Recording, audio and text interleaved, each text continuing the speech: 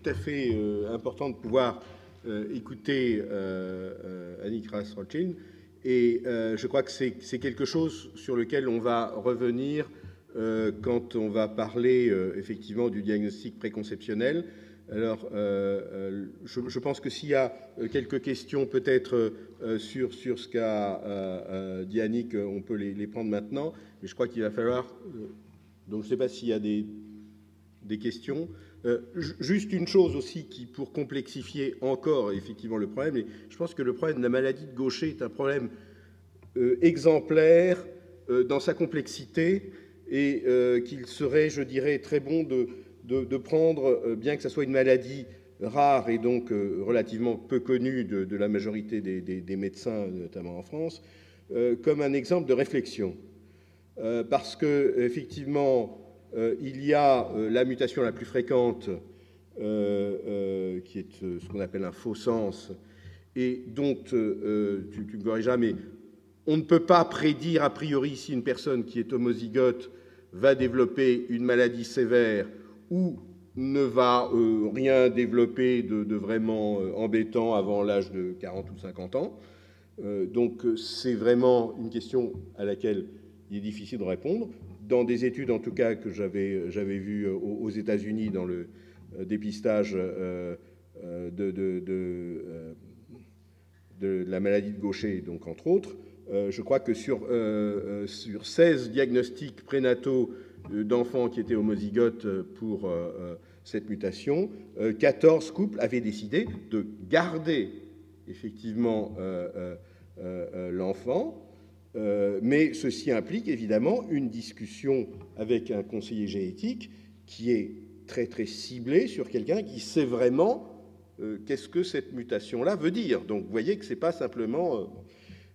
L'autre chose, c'est une maladie qui est traitable, mais je pense qu'il faut aussi dire que le traitement de la maladie de Gaucher, c'est, je crois, 200 000 € par an pendant la durée de vie de la personne, enfin la durée de sa maladie en tout cas. Elle peut ne pas être malade tout de suite, mais c'est un traitement qui pose quand même un problème économique. D'ailleurs, c'est un traitement dans tous les pays. En France, effectivement, il est appliqué, mais il y a des pays où, effectivement, pour des raisons simplement économiques, il ne peut pas être appliqué. Donc je crois que c'est tout ça. Et je dirais la dernière presque des choses qui sort un petit peu de ce qu'on dit, mais il a été trouvé récemment, cette chose assez étonnante, que ce qu'on appelle les porteurs sains de la maladie de Gaucher, ceux qui ont un risque d'avoir un enfant atteint, sont en fait à prédisposition, un risque multiplié par 4 ou 5, d'avoir la maladie de Parkinson. Mais avoir la maladie de Parkinson à l'âge éventuellement de 50 ou 60 ans. Et ce n'est qu'une prédisposition. Et donc, on peut se dire qu'en faisant le dépistage des porteurs de la maladie de Gaucher, d'une certaine manière, on fait aussi un diagnostic présymptomatique, non pas de la maladie, mais d'un risque plus élevé. Donc, vous voyez, ça prouve que, effectivement, ces choses-là sont assez complexes. Alors, ce que je vais proposer juste pour la suite, c'est qu'on passe assez rapidement, parce que comme l'avait dit Ségolène, c'est vrai que la technologie non invasive pour la trisomie 21 est une évolution. Ce n'est sans doute pas une révolution, mais ça mérite qu'on ait une discussion là-dessus. Et je voudrais peut-être corriger, en tout cas dans l'état actuel de ce qui est proposé. Alors je cherche mon... Voilà, non, table ronde, voilà. Dans l'état actuel de ce qui est proposé, en tout cas dans les études de validation, et il faut dire une chose, la plus grande de ces études de validation provient de la société Sequenom, qui est celle qui introduit sur le marché, en tout cas américain, cette société. Mais enfin, c'est une étude très sérieuse sur 2000 grossesses qui vient de paraître en mars 2012. Donc, vous voyez, c'est tout à fait récent. Il ne propose pas d'utiliser ça comme diagnostic. Ça reste un test de dépistage qui, pour le moment, n'est pas proposé pour éliminer l'échographie, ni même les marqueurs sériques. C'est en combinaison. C'est-à-dire, en fait, ce qu'il propose, c'est que chez les personnes qui ont, sur la base de l'échographie et sur la base des marqueurs sériques, ont un risque, alors ça pourrait être 1 sur 250, ça pourrait être peut-être 1 sur 500, ça c'est à voir, de faire ce test donc, qui consiste à séquencer de manière massive l'ADN libre présent dans le plasma maternel, et cet ADN, donc ça c'est la découverte du professeur Lo de Hong Kong, qui contient entre 5 et 20% d'ADN fœtal, de la grossesse en cours, c'est ça qui est important. Et donc, ce qu'il propose, c'est d'ajouter ceci au test échographique et au test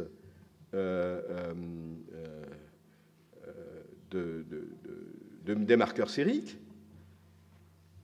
mais comme ils ont montré, je crois que c'est une publication sérieuse, que à la fois la spécificité et la sensibilité, c'est-à-dire le risque de faux positif ou le risque de faux négatif, étaient inférieurs à 1%, le calcul qu'ils font, c'est qu'en utilisant ce test pour des grossesses, par exemple, à risque de 1 sur 250, on diminuerait de 93% le nombre d'examens invasifs. On continuerait à faire un petit nombre de tests invasifs, mais 5 ou 6% de ce qu'on fait à l'heure actuelle. Donc cela veut dire aussi diminuer énormément, je dirais, les pertes d'enfants normales liées, ces fameux 1% liés aux gestes invasifs. Et à l'heure actuelle, si vous voulez, on fait ce test invasif suivi du karyotype. Pour finalement, on fait environ 30 tests pour dépister un enfant atteint d'une anomalie chromosomique. Là, on ferait 8 tests qui détecteront 7 enfants atteints. C'est-à-dire que le pourcentage de faux positifs est très faible, ce qui permet donc de diminuer beaucoup.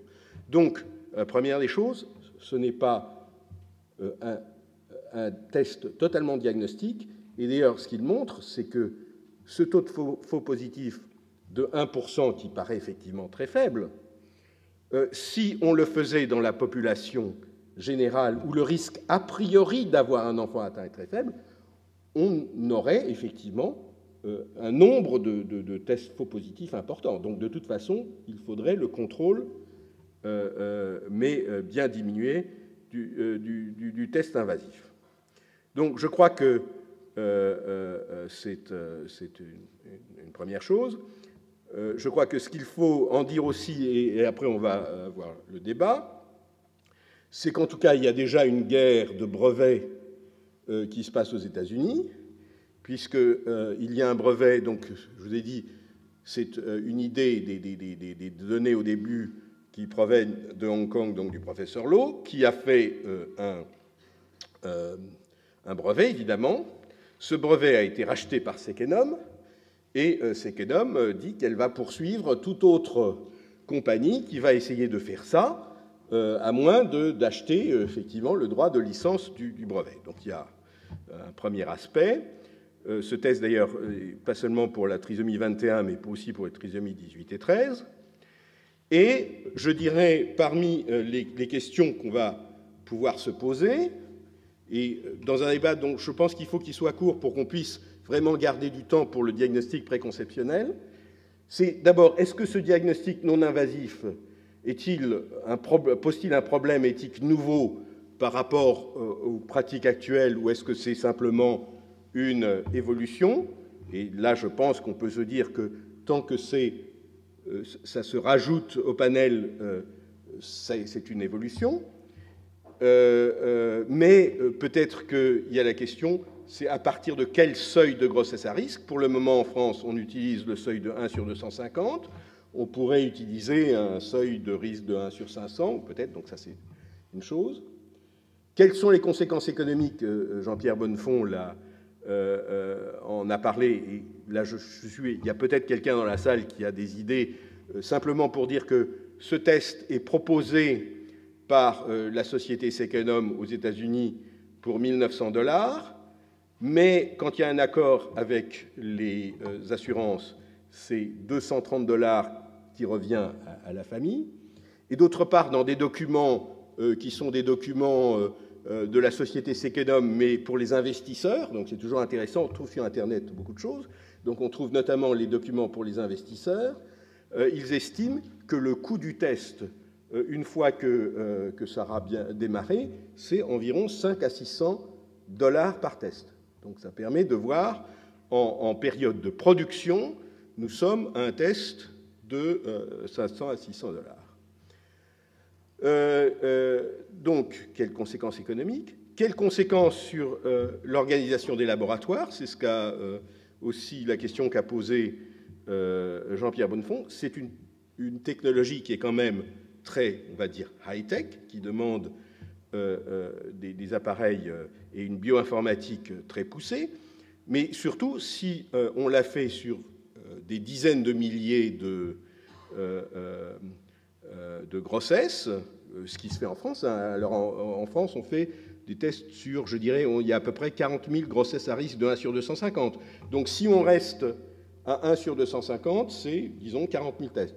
Si on passe à 1 sur 500, pour, disons, détecter peut-être plus, pour avoir, en tout cas, pouvoir proposer de détecter plus d'anomalies, ça va passer à 1 sur 80 000 tests. Donc, qui fera ce test? Dans les CHU tels que ça se pratique en France, mais pas complètement, puisqu'il y a les labos privés? Ou est-ce que c'est Sequenom parce qu'ils ont le droit de brevet là-dessus? Ça pose évidemment cette question qu'il y a peut-être des personnes qui décident de ne pas... Effectivement, la question de ne pas prendre le test invasif quand on est à risque, ça peut s'interpréter de deux manières.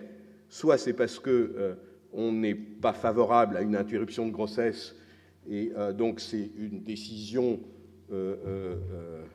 évidemment du couple, soit parce que, comme souvent les personnes à risque sont des personnes qui sont déjà en fin d'âge reproductif, une grossesse précieuse, où le 1% de risque d'interrompre cette grossesse par le geste invasif est jugé comme inacceptable.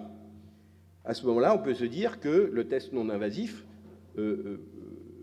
sera plus facilement utilisé. Et il y a une dernière chose. Alors, je crois que c'est important à dire, même s'il y a de l'ADN fœtal dans le sang à partir de la 7e semaine, la validation, et je crois que, comme l'a dit Yanné, non, c'était monsieur Godilière, la question, c'est d'avoir des tests qui soient validés, dont on sait exactement quel est le pourcentage de faux positifs, faux négatifs. À l'heure actuelle, ce qui est validé, c'est un test qui est au plus tôt à la 10e semaine. 10e semaine, ça veut dire que le résultat du test probablement sera au plus tôt à la 12e semaine. Alors pourquoi c'est important la 12e semaine? Parce que la 12e semaine, c'est en France, en fait, avec la législation française, la différence entre pouvoir faire une interruption volontaire de grossesse où il n'y a pas de médecin qui est impliqué, il n'y a pas disons, de discussion sur des aspects médicaux, c'est simplement décision du couple et de la femme, ou après la 12e semaine, où ça devient une interruption médicale de grossesse. Et donc, je dirais qu'une des questions qu'on pourra se poser, c'est est-ce que, si ce diagnostic se développe, est-ce qu'il faudrait en interdire, pour ces raisons IMG versus IVG, de donner le résultat avant 12 semaines, ou au contraire, c'est une histoire de choix, et qu'on estime qu'il faut pouvoir effectivement faire ce diagnostic avant 12 semaines. Et la dernière chose, comme l'a dit Madame Benaki, on utilise déjà pour du diagnostic de sexe ces techniques, mais dans des indications médicales précises de maladies qui ne touchent que les garçons, des maladies liées au X.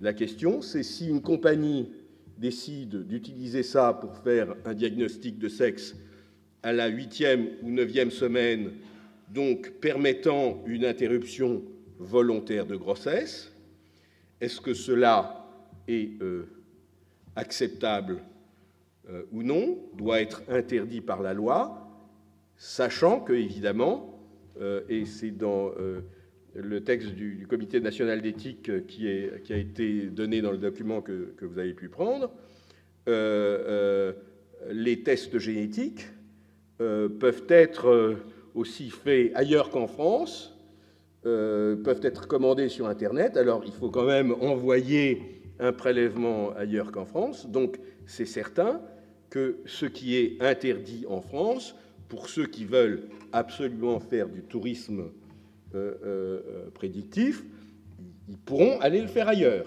Mais je crois que ce n'est pas parce qu'on peut faire des choses ailleurs qu'il faut ne pas interdire. Alors, je crois qu'on va discuter de ceci. Alors, je voudrais juste vous signaler qu'on a mis au point de manière peut-être un peu hâtive un questionnaire sur ce que vous pensez, sur ce que les gens qui sont ici pensent de ces questions.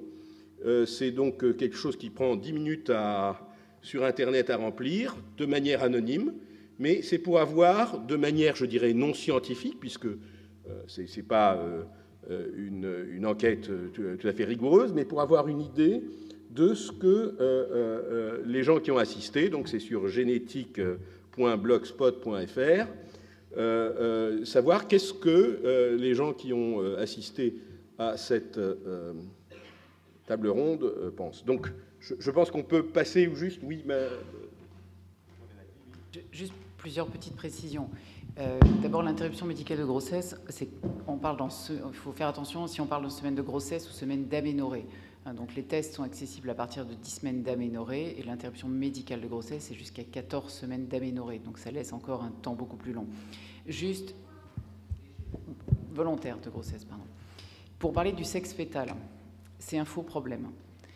Le sexe fœtal, on peut le déterminer à l'échographie à partir de 11 semaines d'aménorrhée avec 90% de fiabilité.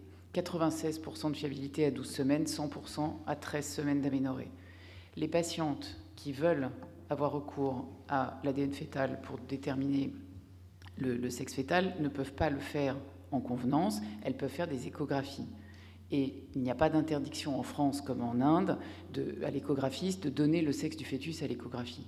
Donc on leur donne le sexe de leur fœtus. Si elles veulent interrompre parce qu'elles attendent un garçon ou une fille et que ça ne les arrange pas, elles n'ont pas besoin de l'ADN fœtal en France. Donc c'est un faux problème. Et aujourd'hui, vous tapez sur Internet, pour 35 €, il y a un test qui s'appelle Bleu ou Rose, au Brésil ou aux États-Unis. Vous achetez votre test, vous envoyez un petit peu de sang par Internet, ça vous revient 3 jours après, fille ou garçon, avec une fiabilité de 96% à peu près comme l'écho. Donc vraiment, le sexe fœtal, dans notre société, c'est un faux problème. C'est-à-dire qu'on a été accusé, beaucoup travaillé avec Jean-Marc Costa justement sur le fait d'avoir généralisé ce test. C'est un énorme bénéfice pour les patientes qui sont à risque de transmettre une maladie liée à l'X. Ça a permis d'éviter de faire une biopsie trophoblaste pour savoir si elles portent un garçon ou une fille et de ne prélever que les femmes qui portent un garçon. Donc c'est vraiment un énorme avancée pour ces femmes, comme pour celles qui ont une hyperplasie congénitale des surrénales à qui on peut faire le diagnostic de sexe à 7 semaines d'aménorrhée. Et donc, il n'y a pas de problème avec ce test en France parce que les patientes ont accès à l'échographie, que maintenant on a vraiment des très belles échographies et qu'on peut faire le diagnostic de sexe à l'écho.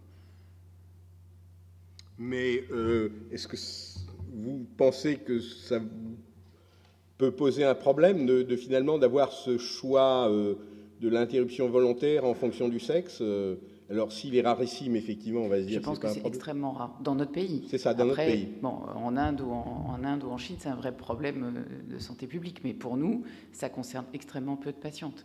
Et de toute façon, on n'aura aucun moyen de le savoir. Alors, avec Jean-Marc Costa, on va lancer justement un questionnaire auprès des femmes, des médecins et des sages-femmes mais surtout auprès des femmes enceintes en France, à très grande échelle, pour savoir justement ce qu'elles pensent de l'arrivée de ces tests non invasifs. Et dans les questions, il y a: est-ce que vous avez eu recours aux tests non invasifs sur Internet pour savoir si vous attendiez un garçon ou une fille. Donc, comme c'est complètement anonyme, peut-être qu'elles vont répondre.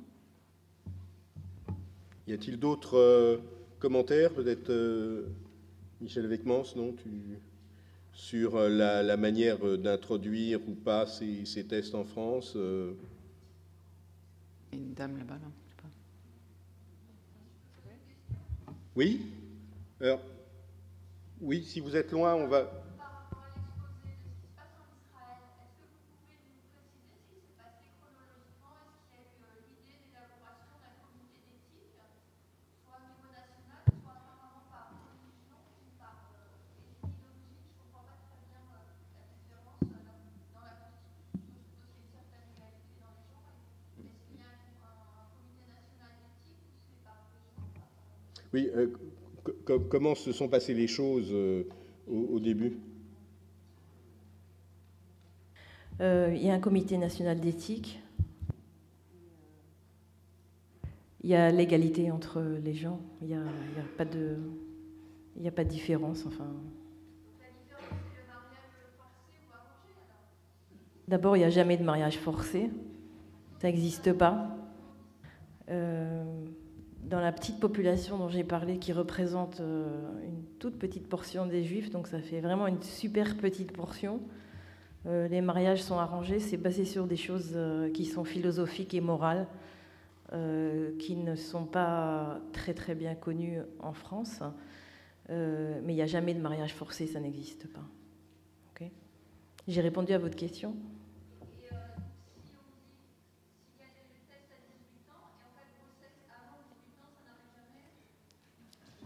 Non, chez les Juifs orthodoxes, on ne va pas au lit avec un monsieur avant de se marier.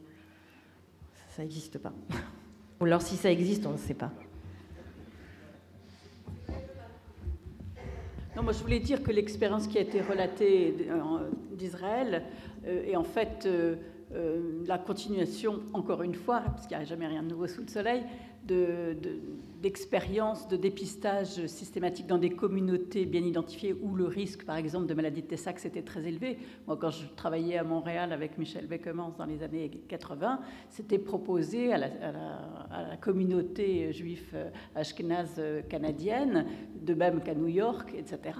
Donc, en fait, on a une très, très longue expérience sur ce type de proposition qui marche toujours très bien quand il y a une adhésion de cette communauté-là, qu'il y a une reconnaissance que la maladie est un vrai problème pour la communauté et qu'il faut faire quelque chose pour essayer de diminuer le fardeau et empêcher que des enfants et des adultes souffrent. Donc je crois qu'on peut faire ça avec beaucoup de sagesse et qu'il y a des exemples nombreux, comme ce qui s'est passé en Sardaigne, en Sicile, etc., voilà, mais il y a beaucoup de populations où il n'y a pas de maladies qui ont des taux de prévalence suffisants pour que toute la communauté soit consciente du problème. Donc on a le problème de la rareté des maladies et donc de leur invisibilité, de leur non-connaissance par les gens, qui rendent à ce moment-là le débat très difficile, parce que quand on parle de la maladie de Tay-Sachs dans la communauté juive, les gens savent ce que c'est, donc on peut en débattre, alors que quand on parle de maladies très très rares, les gens ne la connaissent pas et du coup le débat est très difficile. Donc il faut faire, je pense, la distinction entre les maladies connues par la population générale et les maladies totalement inconnues, parce que là, il faut faire toute l'information et là, c'est extrêmement difficile. Mais je pense quand même que, par exemple, si vous prenez l'exemple, dans l'exposé que je vous ai montré, je vous ai parlé des maladies qu'on proposait à toute la population, et puis après, des choses qui sont ciblées en fonction des origines des gens. Dans toute la population, par exemple, la spinal muscular atrophy, il y a des taux de des taux de porteurs de 1 sur 50. La mucoviscidose, c'est 1 sur 25. On peut se poser la question de savoir pourquoi est-ce qu'on ferait un dépistage de la mucoviscidose en période néonatale, ce que je comprends très bien en tant que pédiatre, puisque ça évite d'être égaré dans le monde médical avant de faire un diagnostic à l'âge de 3 ans quand on n'a plus de poumons. Je comprends très bien, mais pourquoi est-ce que c'est exclusif aussi de faire un dépistage de gens qui sont porteurs des mutations fréquentes de la mucoviscidose chez les gens qui choisissent de le faire? C'est des questions que je pense pas qu'on peut faire des réflexions qui soient exclusives complètement de chaque chose. Il faut qu'on s'habitue à ouvrir notre cerveau et regarder les choses de manière aussi par le regard des gens qui veulent se servir de ces tests. Je pense que la maladie de Tay-Sachs, c'était un grand succès parce que c'est une horreur, parce que c'était fréquent dans une population bien ciblée. En Israël, jusqu'il n'y a pas longtemps, tous les hommes savaient qu'avant de faire un enfant, on va au ministère de la Santé, on testait les hommes parce qu'on les testait sur le plan biochimique et que quand une femme est enceinte ou qu'elle prend des médicaments, le test biochimique il peut être anormal. Donc les hommes savaient que s'ils veulent faire un enfant, ils vont au ministère de la Santé, ils donnent du sang et pratiquement on ne voyait plus de maladie de Tay-Sachs. On a recommencé à avoir des enfants atteints dans les populations qui ont émigré de Russie ou d'Europe qui n'avaient pas l'éducation que les jeunes en Israël avaient. Donc vous voyez à quel point l'éducation peut être très, très... C'est un point qui est très important. Et quand on venait, par exemple, moi, je me suis pas du tout fait examiner pour la maladie de Tay-Sachs. J'ai grandi en France, personne ne m'a jamais demandé chez un médecin si j'étais juive, ashkénaze ou je sais pas quoi. Et je n'avais pas l'éducation. Et même j'étais médecin. Donc je pense que c'est un point qui est très, très important. Je peux parler encore longtemps, alors j'arrête. Oui, Michel, peut-être sur l'aspect trisomie 21, puisque je pense qu'il est important qu'on peut-être termine la discussion sur cet aspect. Oui, je voulais juste donner quelques précisions concernant le test, puisque nous sommes impliqués dans une étude pour le moment à PHRC avec Jean Wessenbach et Yves Ville, et qui montre que le test est très robuste et qu'on parvient, disons, avec une très grande sensibilité, une très grande spécificité à détecter la trisomie 21 ainsi que les autres anomalies chromosomiques les plus communes. Le point qui était très important aussi et que Jean-Louis Mandel a souligné, c'est qu'aujourd'hui, on n'est pas du tout dans une réflexion, parce que tu posais la question de mise en application dans la population, on n'est pas du tout dans une réflexion de diagnostic, on est vraiment dans une réflexion d'ajouter un test au screening qui est déjà pratiqué très largement ici en France. Donc, on n'est pas, c'est addition versus remplacement, et on n'est pas du tout aujourd'hui dans une politique de remplacement de, disons, du diagnostic invasif par l'utilisation de ce test en utilisant l'ADN fœtal circulant dans le sang maternel. Donc l'impact, comme Jean-Louis l'a dit, est très important en termes de diminution importante, très importante je dirais même, des tests invasifs et également d'une diminution très importante par conséquent du nombre de fausses couches. Ça c'est extrêmement important. Michel, ici là. Oui. Je comprends très très bien que vous soyez dans une phase d'expérimentation de PHRC, mais ça va rapidement glisser, bien évidemment, à partir du moment où ces tests vont devenir robustes. C'était mon deuxième commentaire. Alors, ils vont remplacer. Il faut bien noter, excuse-moi Dominique, c'était le deuxième commentaire en fait, mais je pense que tu m'amènes à ce commentaire. C'est quand vous analysez très en détail les papiers qui ont été publiés aujourd'hui, ce qui est clair, c'est la validité analytique du test est démontrée. Et nous l'avons fait également. Ce qui n'est pas démontré aujourd'hui, c'est la validité clinique. Parce que la prévalence de la trisomie 21 et des autres anomalies chromosomiques dans ces études ne reflète absolument pas ce que vous observez dans la population générale. Donc il y a un problème de prévalence et de facto un problème de valeur prédictive du test. Et par conséquent, prendre le test, c'est-à-dire séquencer l'ADN fœtal circulant en sang maternel et ajouter ce test au dépistage habituel qui est utilisé en utilisant la clarté nucale ainsi que les marqueurs sériques, va augmenter de façon très importante l'exactitude du test. Voilà. Donc, il reste à faire aujourd'hui, et pour Sequenom, et pour les deux autres compagnies qui sont déjà sur le marché et qui s'envoient aujourd'hui les avocats les unes aux autres, il reste aujourd'hui la nécessité de démontrer la validité clinique de cette application et bien entendu associé à cette étude. Donc je pense, et associé à cette étude l'étude de l'utilité clinique, donc l'aspect dont on a parlé tout à l'heure. Et c'est pour ça que pour moi, aujourd'hui, ça reste vraiment encore dans le domaine de la recherche. Jean-Paul ?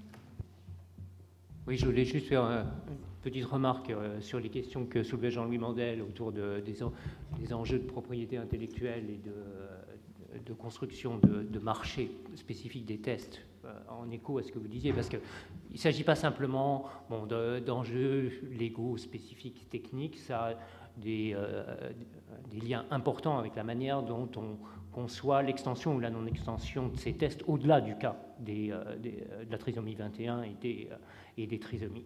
Parce que ce qui se produit autour de Sequenom aujourd'hui, c'est des choses qu'on connaît déjà, qu'on a connues dans les 25 dernières années de développement des biotechnologies plus généralement et des tests génétiques plus spécifiquement, qui est une logique de plateforme. Et c'est une des raisons pour lesquelles aujourd'hui la bataille de brevets pour Sequenom est d'autant plus importante, parce que l'enjeu ne porte pas sur telle ou telle séquence ou tel marqueur associé à la trisomie 21 ou non, il porte sur la technologie elle-même et sur du coup la possibilité d'utiliser l'ensemble de cette procédure sur d'autres pathologies, d'autres indications.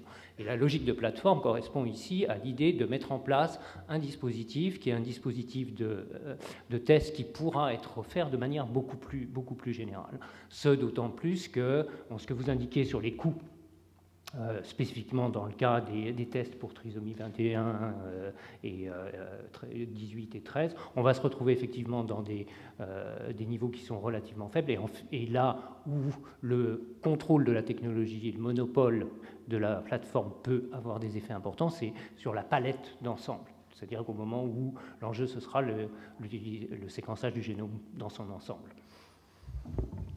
Il y a, je crois, Annick qui voulait poser une question ou intervenir. Par rapport à ce test-là, quand vous regardez les anomalies du sexe, c'est une discussion qui a déjà eu lieu ou pas, je ne sais pas, parce que si on trouve par exemple XYY ou XXY, vous regardez aussi la quantité. Que les autosomes, ok. Supplémentaire, la technologie que vous testez, c'est celle de Sequenom ou c'est la même technologie que vous avez redéveloppée en France? Nous avons reproduit à partir des publications. Bien, je pense que peut-être il y aurait certainement encore des choses à dire, mais ce qui est certain en tout cas, c'est que sur l'activité de cytogénétique de dépistage de trisomie 21, l'introduction de ces tests aura un effet majeur de diminution d'activité pour les laboratoires qui font ces tests cytogénétiques. Mais comme ils ont beaucoup d'autres tests à faire maintenant pour toute une série d'autres anomalies chromosomiques, je pense que c'est un changement d'activité, mais ils ne seront pas mis, je pense, au chômage. Donc je crois qu'on va peut-être changer maintenant un petit peu, au moins en partie, des panélistes, puisque là on va passer au diagnostic préconceptionnel. Donc je voudrais inviter notamment Madame Ouillade qui représente l'AFM. Arnold Munich, est-il encore là? Ah, il est parti. Bon. Et j'inviterai Monsieur Jean-Yves Ledéo. Mais je pense que Dominique Bonneau, tu restes. Je crois qu'il y a un certain nombre de... Toi, effectivement. Donc, Jean-Paul, peut-être, si tu veux venir, puisque c'est des aspects plus proches de ce que tu fais. Alors, juste une courte introduction de nouveau pour dire de quoi on parle et disons pourquoi on en parle.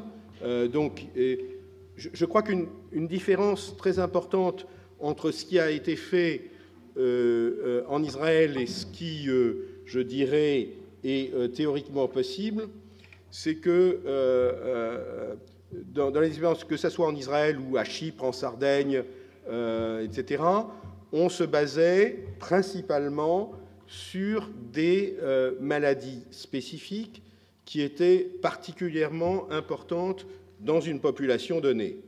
La thalassémie dans les pays méditerranéens, et là où on peut faire une éducation, et c'est ce qui a été fait, je dirais que c'est très important, à chaque fois qu'il y a eu des programmes réussis, c'est parce qu'il y a eu une éducation. À chaque fois qu'il y a eu un programme raté, comme celui de l'anémie falciforme, c'est qu'il n'y a pas eu d'éducation de la communauté ciblée, mais on était dans le cas de maladies particulièrement fréquentes dans une population donnée et où donc la connaissance de cette maladie peut être donnée.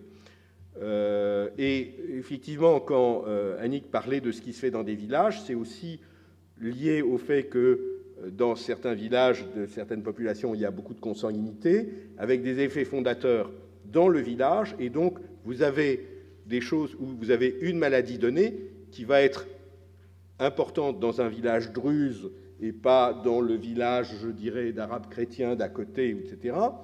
Mais ça, c'est une situation qui est très particulière à des populations relativement différenciées. C'est certain qu'en France, je ne pense pas qu'on puisse dire qu'a priori, il y a un village particulier.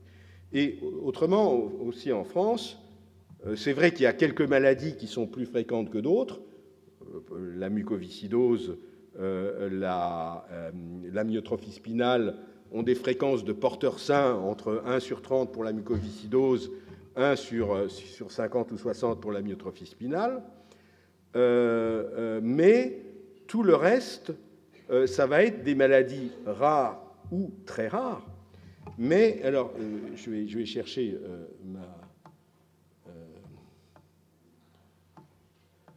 quand on commence...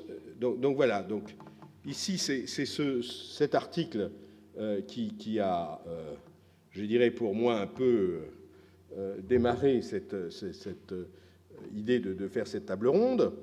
Donc c'est un article où ils disent que grâce au séquençage à très haut débit, on peut détecter chez tout un chacun, et pas tout un chacun qui fait partie d'une population à risque spécifique d'une maladie donnée, mais de dire que nous sommes finalement tous à risque très faible, mais multiplié par 800 000 couples chaque année, d'avoir des maladies extrêmement rares. Et donc, ce qu'ils ont fait, c'est sur 104 individus, ils ont mis au point le test de séquençage de ce qu'on appelle les parties codantes, donc les parties, je dirais, les plus importantes du gène. Ce n'est pas tout le gène, on peut louper des choses. Donc, 437 gènes ciblés qui correspondent donc à autant de maladies pédiatriques graves. C'est leur définition qu'ils ont pris, et ils ont exclu, je ne sais pas exactement pour quelle raison, les gènes qui sont impliqués simplement dans des déficits cognitifs. Donc, c'était des maladies pédiatriques graves, mais n'y entraient pas des maladies qui sont responsables de ce qu'on appelle, encore dans notre pays en tout cas, du retard mental, qui est aussi quelque chose de pédiatrique.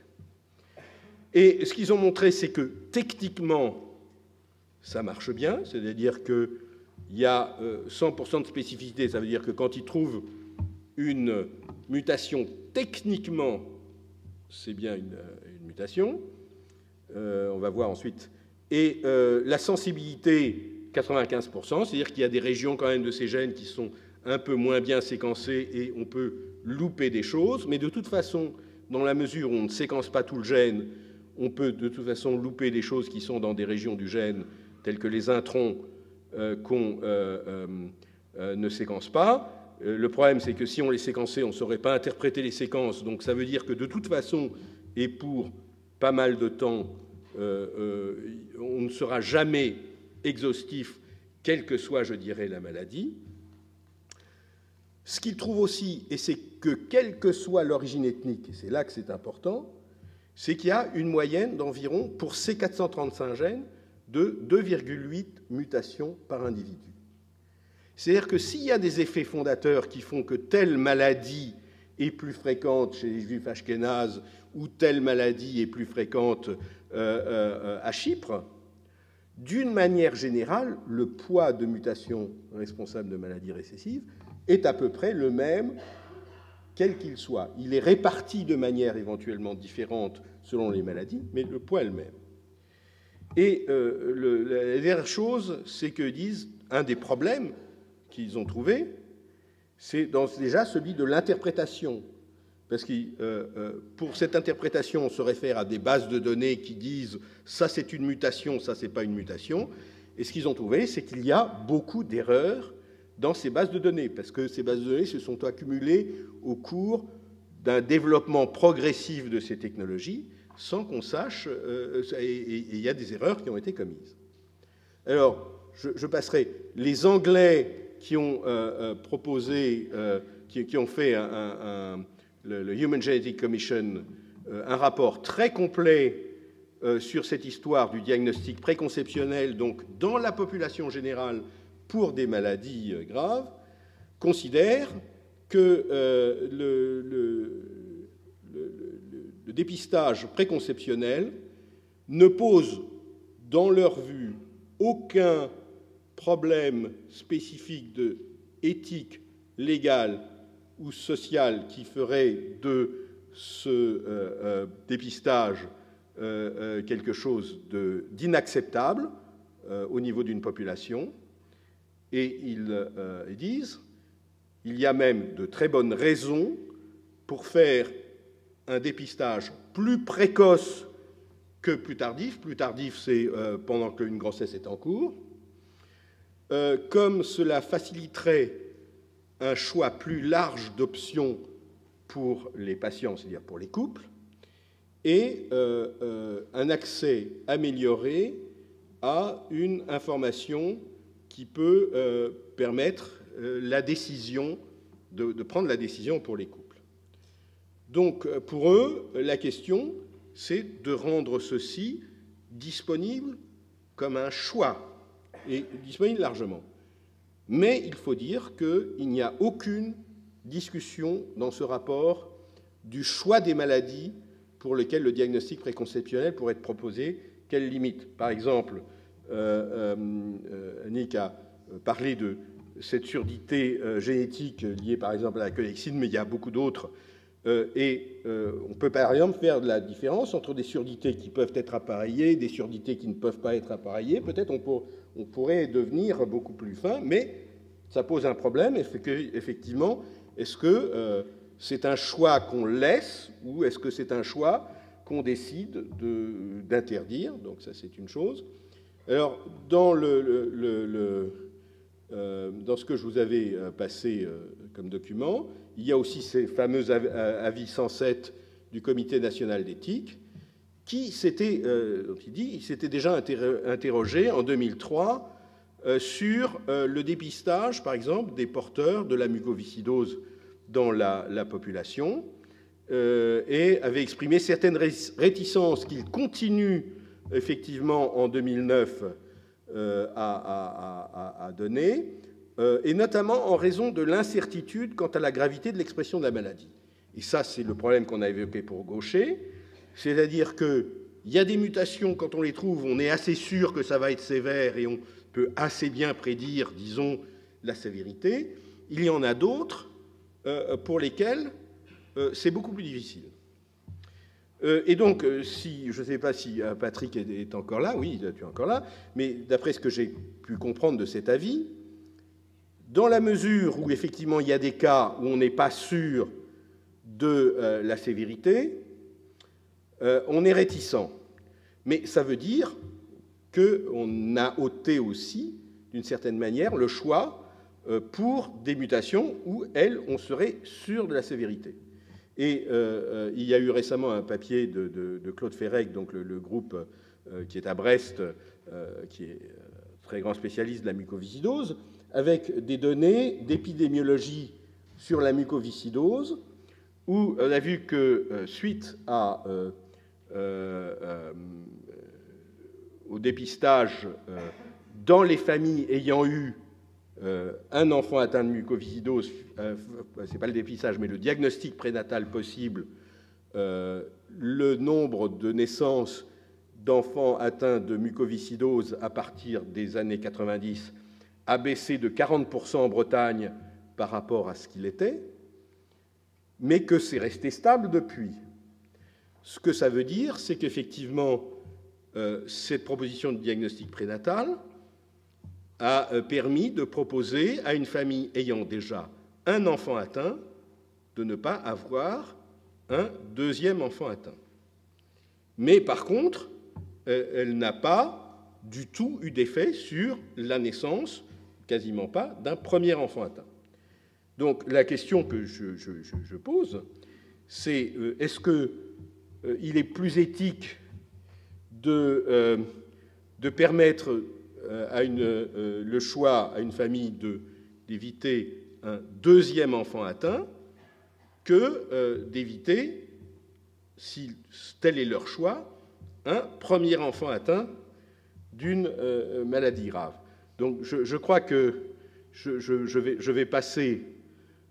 alors, il y a aussi une autre chose dans ce que dit Jean-Louis, je pense qu'il faudrait cet quand avis. même, Jean-Louis, Oui. je pense qu'il faudrait quand même qu'on puisse donner la parole aux intervenants parce que oui, mais tout de suite. Mais juste pour citer le CCNE, le risque lié à la tentation de privilégier l'élimination anténatale plutôt que la recherche des moyens de guérir les maladies et celui de se voir multiplier des situations génératrices d'anxiété, des arrêts de grossesse précipités et inappropriés.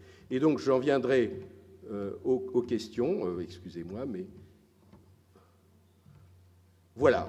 Donc c'est un petit peu les questions que je pensais il serait intéressant.